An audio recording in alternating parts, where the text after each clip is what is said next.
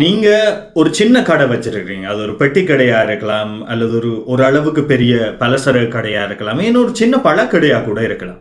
ஆனா உங்கள்ட்ட வரக்கூடிய நிறைய பேர் கேட்கக்கூடியது உங்கள்ட்ட கார்ட் பேமெண்ட் இருக்கா, நான் உங்களுக்கு காசு இல்லாம கார்டா பேமெண்ட் பண்ணலாமான்னு தான் கேட்பினோம். ஆனா பெரும்பாலான நேரத்துல உங்களுடைய பதில் இல்லை என்று தான் இருக்கும்.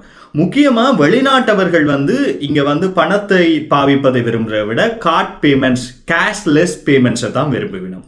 அப்படி இருக்கக்கூடிய சூழ்நிலையில நேற்றைய தினம் இலங்கை அரசாங்கம் ஒரு மிக முக்கியமான அறிவிப்பினை வெளியிட்டிருக்கிறது.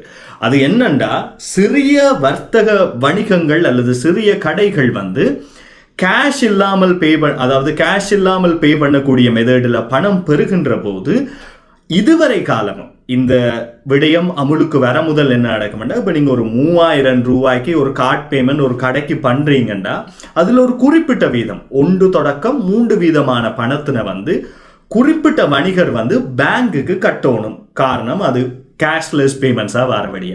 ஆனால் நேற்று அமுலுக்கு வந்திருக்கக்கூடிய திட்டத்துக்கு பிறகு என்ன செய்யலாம்டா, உங்களுக்கு வார பணம் முழுதுமாகவே உங்களுக்கு வரும். நீங்கள் சில இடங்களில் பொருள் வாங்கும் போது சொல்லுவாங்க 3% டேக்ஸ் செட் ஆகும், அதனால நீங்கள் காசா தாங்க உண்டு. இனி 5000 ரூபாய்க்கு குறைவான கொள்வனவுகளுக்கு அந்த பிரச்சனை இருக்காது. அப்போ இது முக்கியமாக என்ன விஷயத்த சொல்லுதுன்னா, இது வரைக்கும் அந்த ஒரு QR பேமெண்ட்டை வச்சிருந்தா நானே சும்மா பேங்குக்கு காசு கொடுக்கணும்னு நினச்சிக்கொண்டு QR பேமெண்ட்டை வைக்காதபடியா நிறைய பிஸ்னஸஸை நீங்கள் இழக்க வாய்ப்பு இருக்கு. முக்கியமாக டூரிஸ்ட், இப்போ வரக்கூடிய நியூ ஜென்ரேஷன் கூட கூகுள் பே அந்த மாதிரியான விஷயங்களையும் பாவிக்கணும்.